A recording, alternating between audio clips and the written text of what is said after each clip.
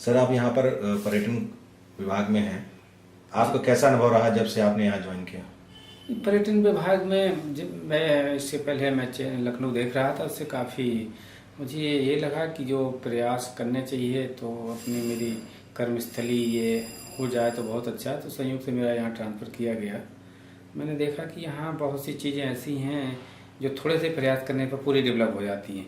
इसके प्रति हम अपनी सरकार के भी बहुत आभारी हैं कि उसमें माननीय मुख्यमंत्री जी बुंदेलखंड के पर्यटन विकास के लिए बहुत जोर दे रहे हैं और लगभग हर मीटिंग में जो भी हमारे प्रमुख सचिव साहब के साथ होती हैं, सचिव साहब के साथ, उसमें बुंदेलखंड का चित्रकूट को उन्होंने 24 घंटे बिजली दी केवल पर्यटन की दृष्टि से, और उसके बाद विंध्याचल और इधर काशी और मथुरा का।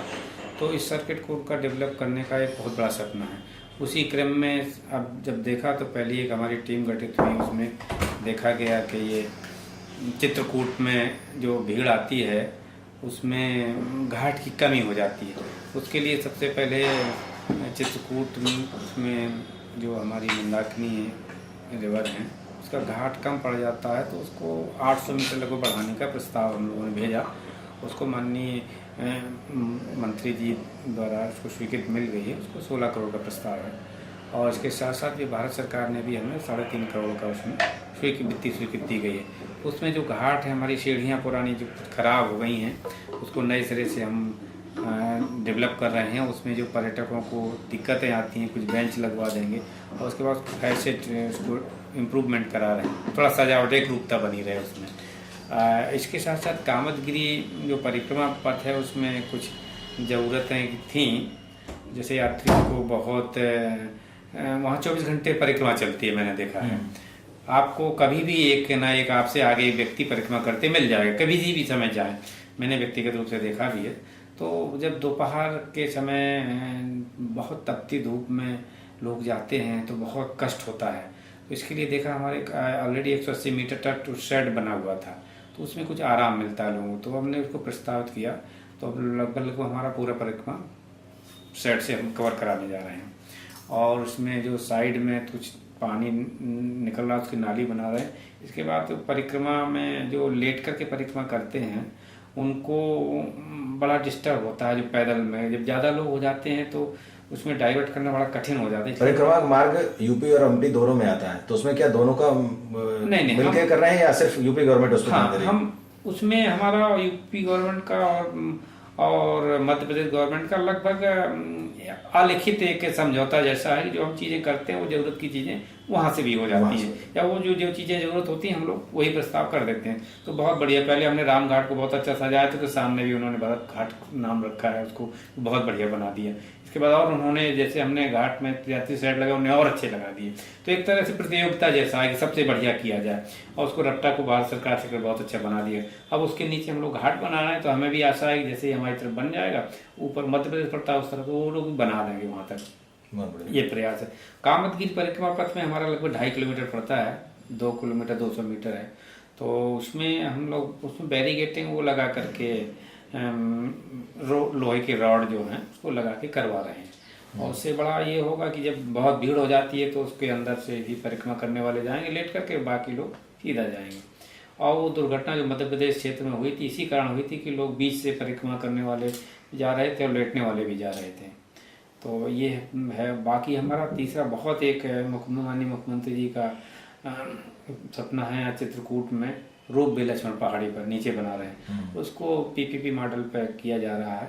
और हमें वन विभाग ने हमें ज़मीन दे दी है फाइनली, और इसके बाद राजस्व विभाग ने भी हमें ज़मीन लगभग दे दी है फाइनल, और उसको पीपीपी मॉडल पर लगभग 1 साल में 2 साल में पूरा हो जाएगा।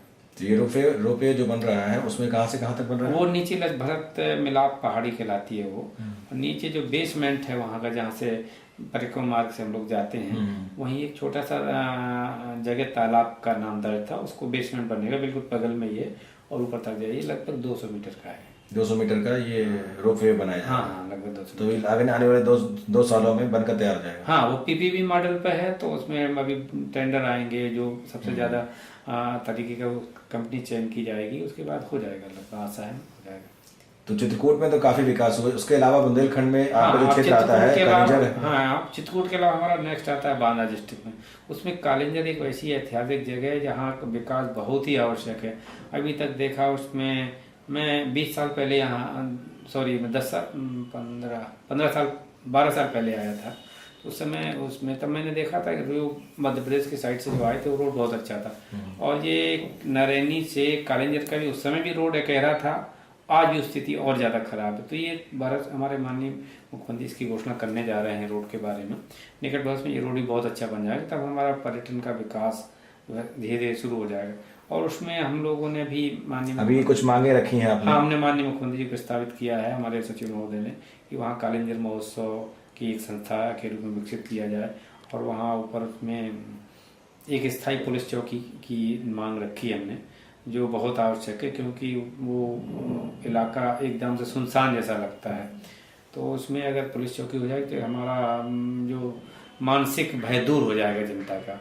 और बाकी तो वहाँ सुरक्षा की कोई दिक्कत नहीं है। और जब देखा कि बहुत पहले एक हत्या हुई थी तो पब्लिक टूरिस्ट से कोई मतलब नहीं था, वो आपसी रंजिश का था। वहाँ बिजली और पानी की पूरी व्यवस्था हाँ है? बिजली पानी की पहले से ही व्यवस्था, वहाँ कोई कमी नहीं है। वहाँ ऐसी कोई दिक्कत नहीं? कोई दिक्कत नहीं, ऑलरेडी वहाँ बिजली है, सप्लाई है, पानी की पूरी टंकी बनी हुई है।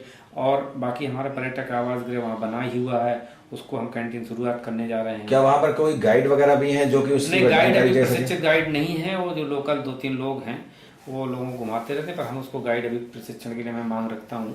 उसमें संयोग से मैं लखनऊ में महानिदेशक पर्यटन को प्रशिक्षण, हमारा संस्थान भी है, उसमें लोग जो चाहेंगे उनको प्रशिक्षित करवा के यहाँ ट्रेनिंग दिलवा देंगे।